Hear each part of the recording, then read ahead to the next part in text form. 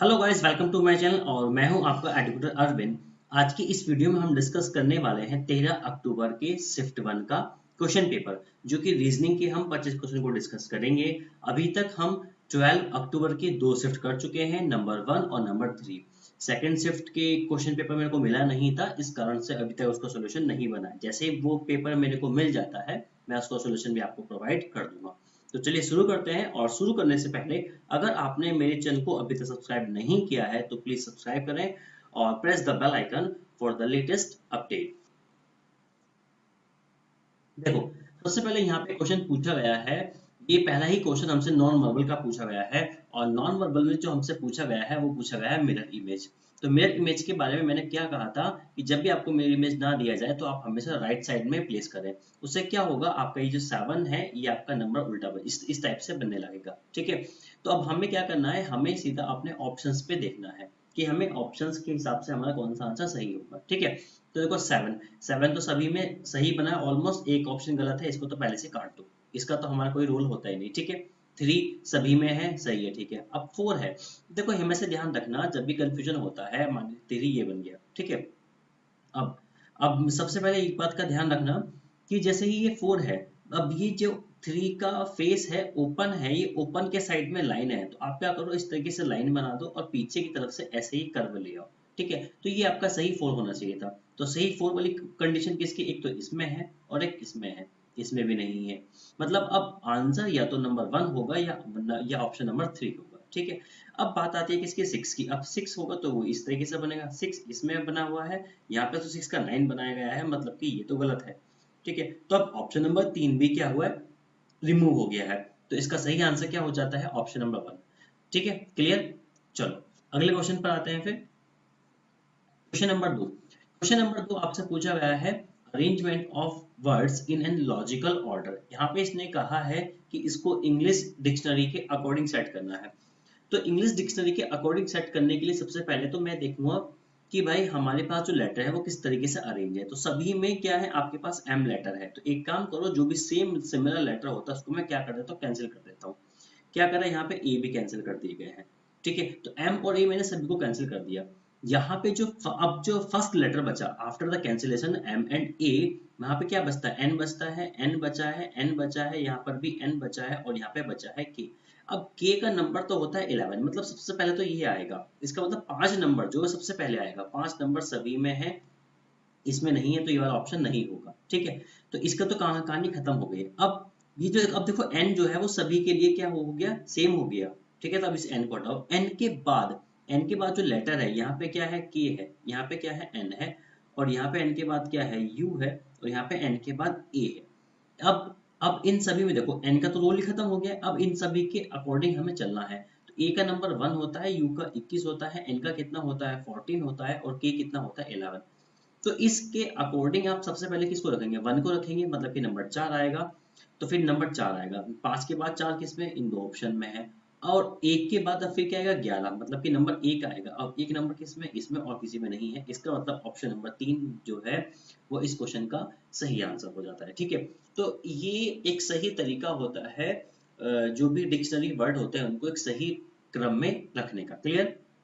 चलो फिर अगले क्वेश्चन पर आते हैं। क्वेश्चन नंबर 3 इसने हमसे पूछा है कि हाउ मेनी ट्राइंगल। ठीक है, तो ट्राइंगल के लिए देखो, यहाँ पे मैंने लास्ट वाली वीडियो में क्वेश्चन पूछा गया था, उसमें मैंने बताया था कि जब भी ये वाला फॉर्मेट होता है तो इसमें जो नंबर ऑफ ट्राइंगल होते हैं वो कितने होते हैं, वो 3 होते हैं। ठीक है, तो एक काम करो, जरा इसको यहाँ से यहाँ तक देखो, ये इतना हिस्सा देखो। ठीक है, ये सेम है, लेकिन ये क्या है, एक ओवरलैप वाली कंडीशन है, मतलब डबल डबल है। तो 3 तो यहाँ से बनेंगे, 3 यहाँ से बनेंगे और 3 बनेंगे यहाँ से, तो टोटल कितने बनेंगे, 9। अब अगर मैं सबसे बड़े वाले की बात कर लें, भाई ये भी तो सबसे बड़ा है, इसमें तो 3 बन जाएंगे, तो सबसे बड़े वाले में भी 3 बन गए। ठीक है, ठीक है, 9 और 3 कितने हो गए, 12 हो गए।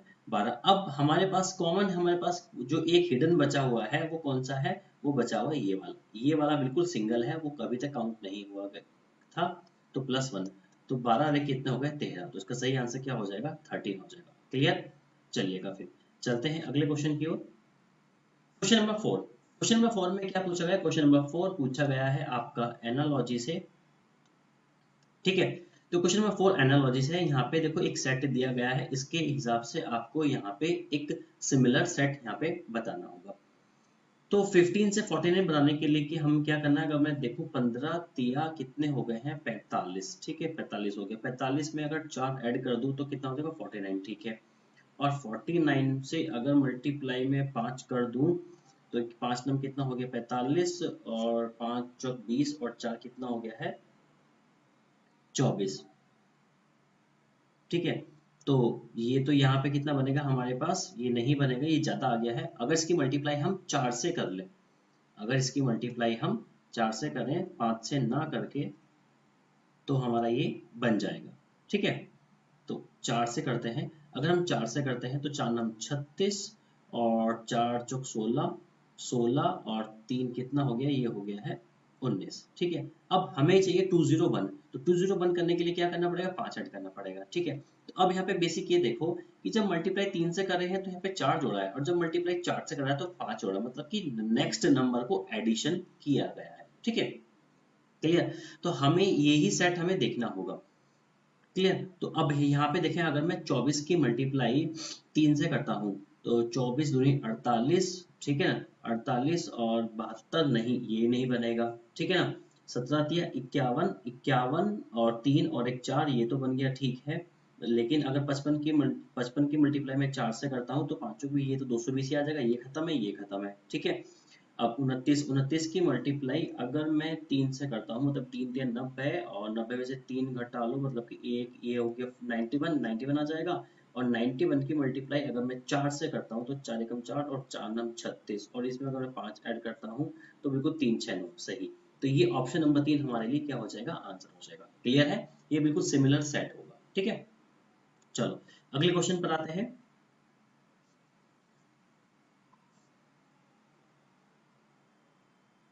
अगला क्वेश्चन हमें पूछा गया है कोडिंग डिकोडिंग से, ठीक है।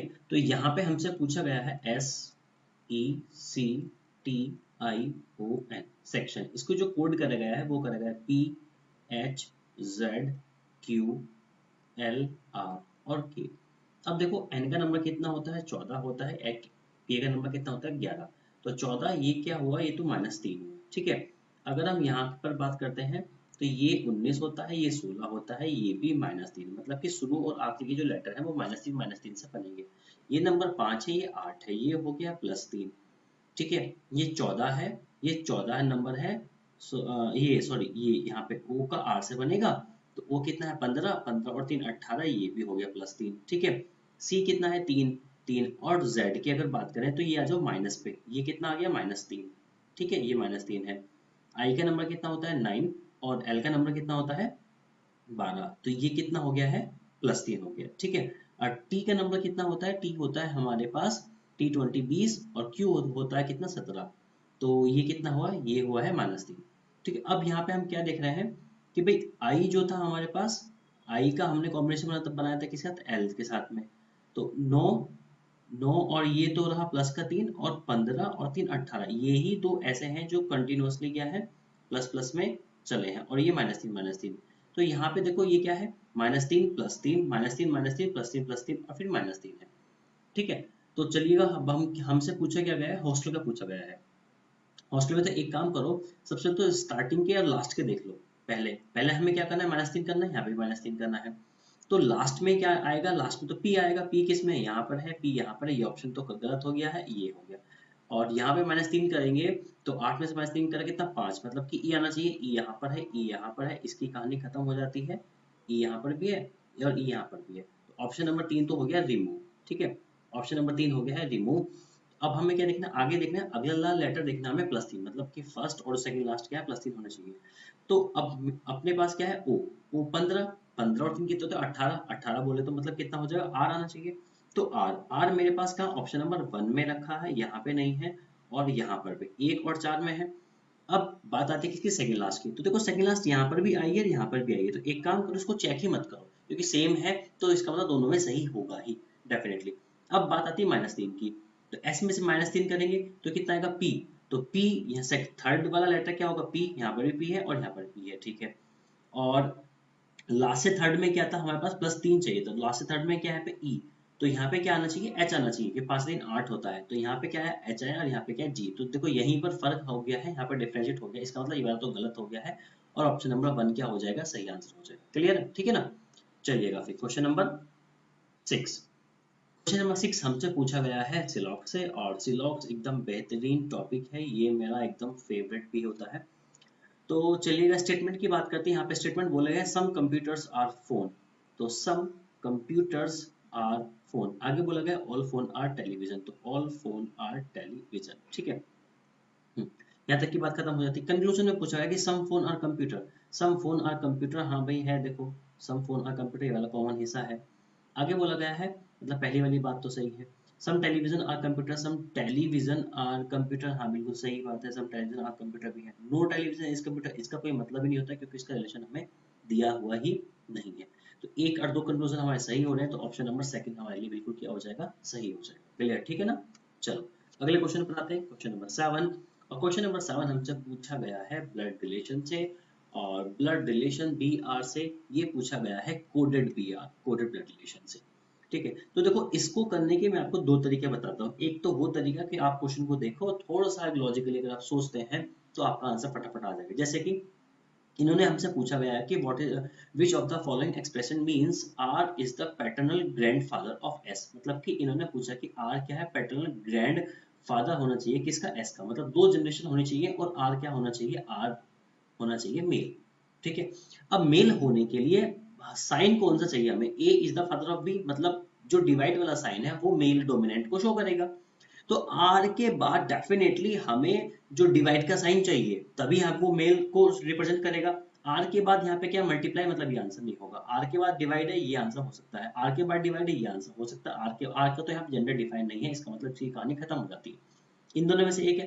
अब अगर अगर आर डिवाइड बाई जे है, तो आर डिवाइड बाई जी का मतलब तो हो गया कि भाई आर, आर क्या है, आप फादर है किसके, जे के, तो फिर ये तो क्या हुआ, यहाँ पे तो दो जनरेशन वाली बात ही नहीं आती है, मतलब ऑप्शन नंबर 3 भी क्या होता है, रिमूव, और बचेगा क्या, ऑप्शन नंबर 2, और यही हो जाएगा आंसर।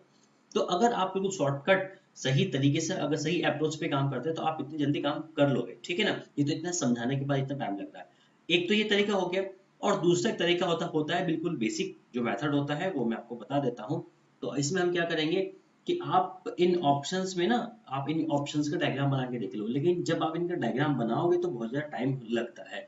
हालांकि मैं सभी स्टूडेंट को यही रिकमेंड करता हूँ कि आप जो अभी मैंने मेथड बताया है उसी के साथ गो थ्रू हो, क्योंकि वो टाइम बचाता है और एक्यूरेसी भी सही होती है, ठीक है। एसएससी में इतना टफ क्वेश्चन नहीं बनाते कि जिसमें दो क्वेश्चन में लेकर डाउट हो कि ये वाला आंसर होगा या ये वाला। बैंकिंग वाले एग्जाम में थोड़ा ऐसा हो सकता है, लेकिन एसएससी में नहीं होता, ठीक है। तो अगर दूसरा देखना है तो आप सभी के रिलेशन बना के देख सकते हैं। हालांकि इस वाले ऑप्शन को तो आप डायरेक्टली रिमूव कर सकते हैं, इसमें भी कोई ऑन हो नहीं सकता है आंसर, ठीक है। इसमें तो आर का साइन ही नेगेटिव आ रहा है, मतलब कि आर फीमेल बन रही है, तो ये आंसर वैसे ही नहीं होता है, तो ये आंसर आ ही जाता है, ठीक है। इसमें कोई खास काम था नहीं। क्लियर, चलो फिर अगला क्वेश्चन देख लेते हैं। क्वेश्चन नंबर 8, क्वेश्चन नंबर 8 हमसे पूछा गया है, ये हमसे पूछा गया भैया क्लासिफिकेशन से, ठीक है। क्लासिफिकेशन से पूछा गया है, यहाँ पे पूछा गया डिप्रेशन, डेंगू, टाइफाइड और मलेरिया। भाई ये तो तीनों क्या है, डिसीज है, वायरस वगैरह से होती है, डिप्रेशन नहीं होती। ये एक क्या है, ये एक मेंटल कंडीशन है। तो डेंगू क्या क्या होता है भाई, डेंगू तो होता है मच्छर से, ठीक है, मॉस्किटो से।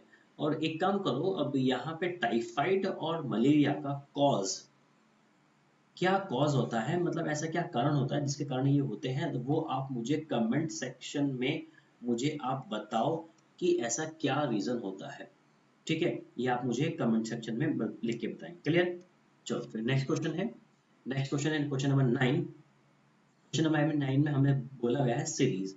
तो 88, 95, 106 मतलब इंक्रीजिंग है, और इंक्रीजिंग में बहुत तेजी के साथ इंक्रीज नहीं कर रही है, मतलब ये वाली जो इंक्रीज है हमें प्लस से काम चल जाएगा। अगर 88 से 95 की तरफ मैं देखता हूँ तो ये कितना हो जाता है, 5 और 2 7, प्लस का 7 हो जाता है।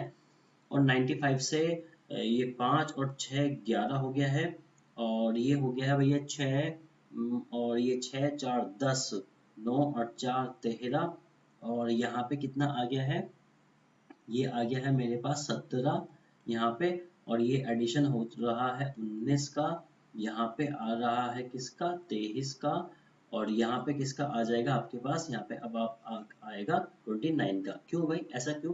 क्योंकि देखो 7, 11, 13, 17, 19, 23 ये सारे के सारे चल रहे हैं प्राइम नंबर, ठीक है। और प्राइम नंबर चले तो 178 में आप 29 को ऐड करोगे, क्योंकि 23 के बाद जो नेक्स्ट प्राइम नंबर होगा वो होगा 29। आप इसको ऐड करोगे तो 8, 2, 16, 17 का 7 हासिल लगा 1 और ये हो गया 20, तो 207 इसका आंसर हो जाएगा, ठीक है। क्लियर, ये प्राइम नंबर की सीरीज थी। चलिएगा क्वेश्चन नंबर 10 को पढ़ते हैं। क्वेश्चन नंबर 10 हमसे पूछा हुआ है एम्बेडेड फिगर, और जैसे कि ये इन्होंने इस बार मेंशन भी किया हुआ है कि रोटेशन इज नॉट अलाउड, ठीक है।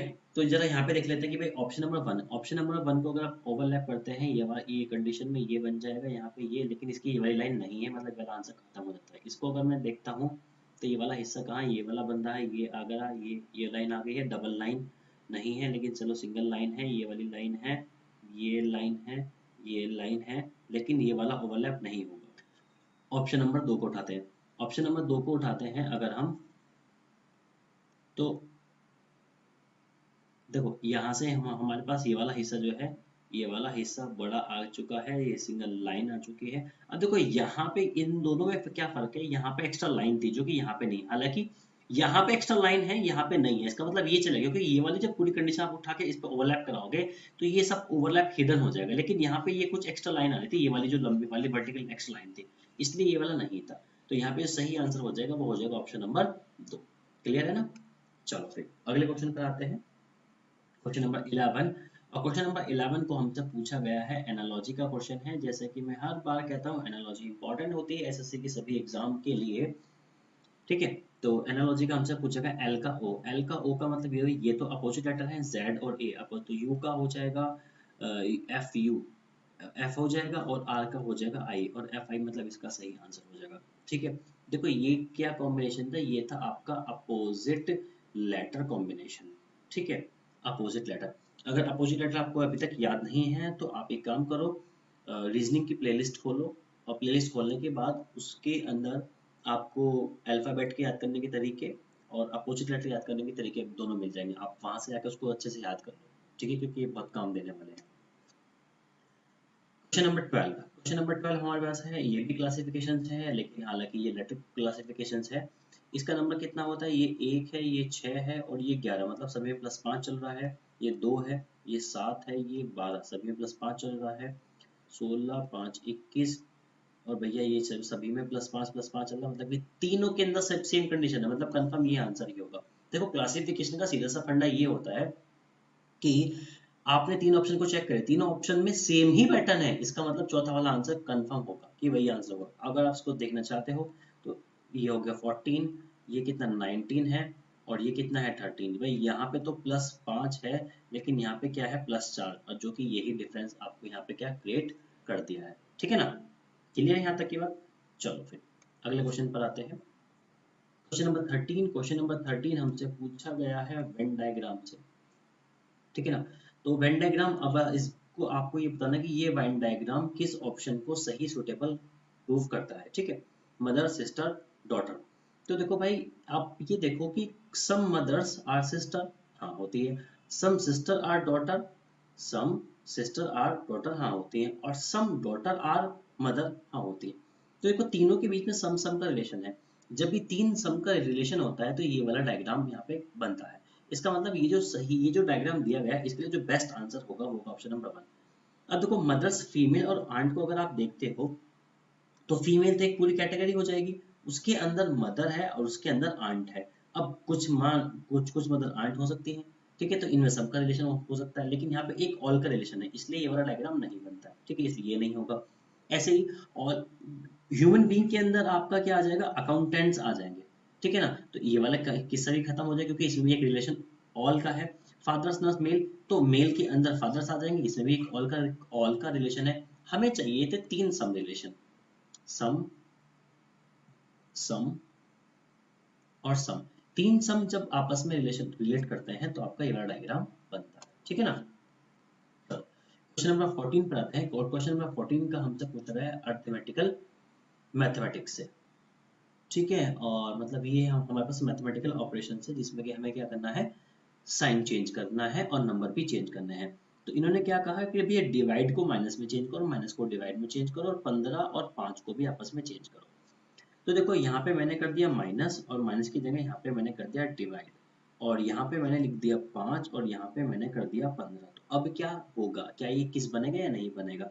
तो 30 डिवाइड बाई 5 यहाँ बनेगा 6, और ये 6 चौक 24, मतलब कि यहाँ से आ गया 24।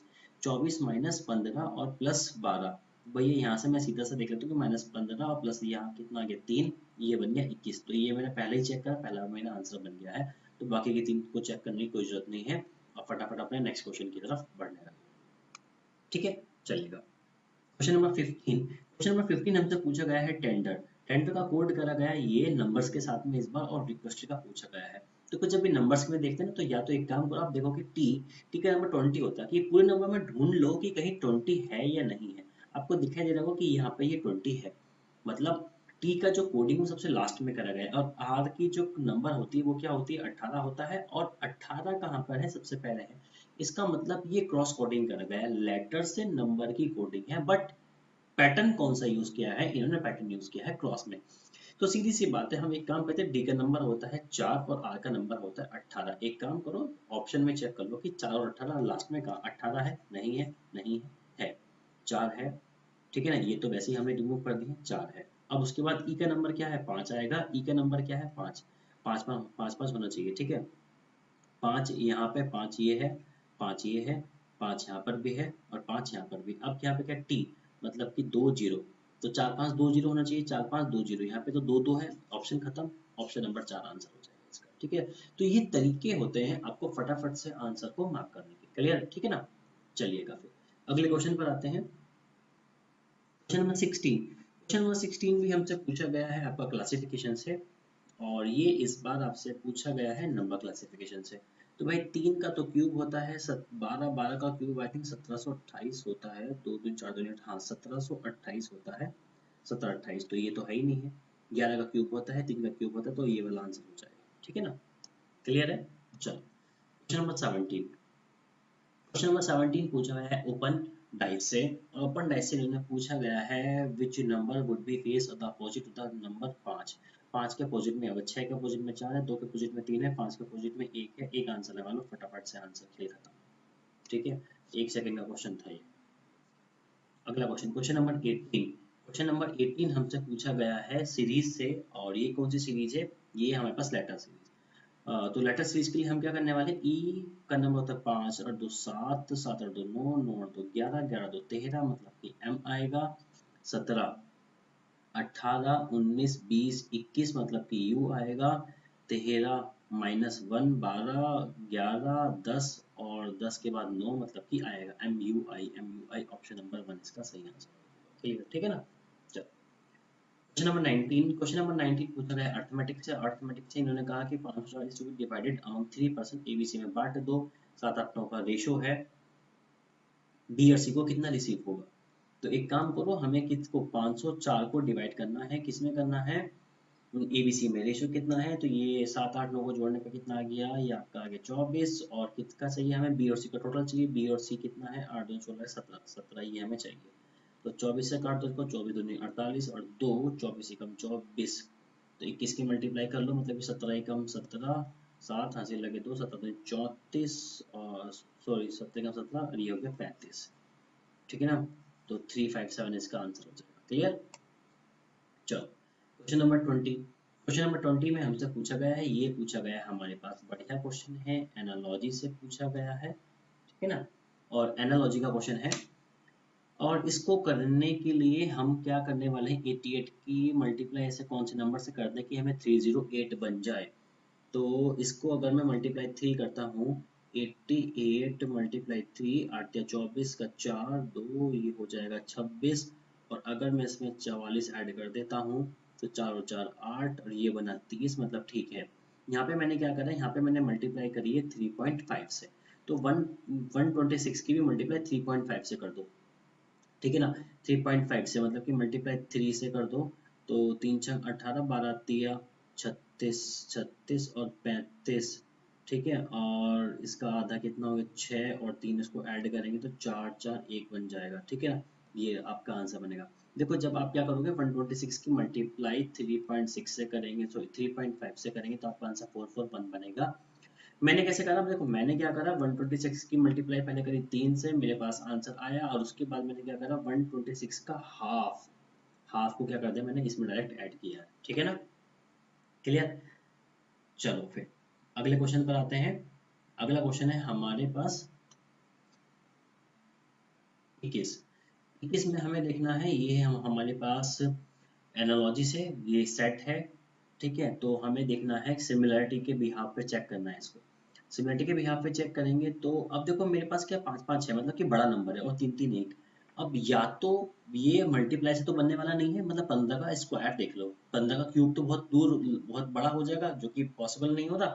15 का स्क्वायर देख लो, 15 का स्क्वायर कितना होता है 225, 225 हो गया। ठीक है, 225 हो जाने के बाद में अब 5 5 6 का कोई कॉम्बिनेशन नहीं बनना। अगर मैं इसमें 3 3 1 3 3 1 नंबर ऐड कर दूं तो ये मेरे पास बीच वाला नंबर बन जाता है। मतलब कि अगर मैं 15 का स्क्वायर करूं 225, उसमें लास्ट वाले नंबर को ऐड कर दूं तो बीच वाला नंबर का कॉम्बिनेशन बनता है। ठीक है, अब पहला ऑप्शन है मेरे पास 9, 9 का स्क्वायर कितना हुआ 81, और 71 को अगर मैं ऐड करता हूँ 8 और 1 9 7 2 14 और 1 15, मेरा पहला ही ऑप्शन आंसर बन गया है। उसको क्रॉस चेक किया, ये मेरे पास आंसर हुआ। ठीक है, चलो क्वेश्चन नंबर 22।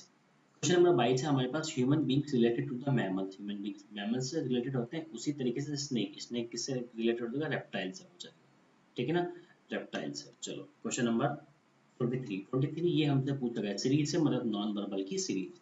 तो नॉन वर्बल की सीरीज के लिए एक काम करो, इस गोले को चेक करो, गोले की पोजीशन में क्या क्या रोटेशन हो रही है। गोला पहले यहाँ पे आया, ठीक है ना, मतलब ये वाली कंडीशन में, फिर से यहाँ पे गया है यहाँ पे, और इसका मतलब फिर से यहाँ पे आएगा, तो जो गोला होगा गोले की कंडीशन में यहाँ पे होगी। ठीक है, अब चेक कर लेते हैं इस इमेज की कंडीशन कैसे रोटेशन रोटेट करी। ये पहले यहाँ पे आया, ठीक है, फिर ऊपर गया, फिर ये यहाँ पे आ जाएगा, मतलब ये घूम रहा है एंटी क्लॉकवाइज।